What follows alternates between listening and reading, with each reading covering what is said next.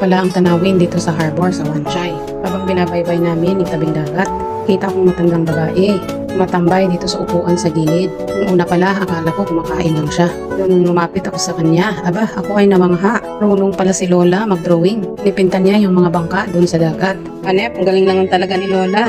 May talent din akong ganyan. Siya nga pala, meron din pala akong talent na ganyan pero nakalimutan ko na sa baon. Kalkalin ko din yun sa kalaunan. Kailangan ha. Sa ngayon, sa baon na muna siya. Kung ba naman siya kailangan, busy kasi ang life. Kami kasing pinagkakabisihan. Parating din ang panahon, lalabas ko rin ang talento kong pag-drawing. Kasi pangkain yung mga drawing ko, uunahin ko muna yung pangkain ko. So itong drawing ni Lola, pwede nang mabenta, 5-5. Drawing ko siguro, piso lang ang benta. Naku, patay tayo dyan. Hindi talaga mabenta-benta. Yun, unahin ko muna yung sikmura bago mag-drawing. Guys, at samahan nyo naman ako. Tambay tayo dito sa tabi-tabi. Manood sa drawing ni Lola at magmuni-muni sa buhay. Gandang mag-self-reflection dito sa tabing dagat. Dami mong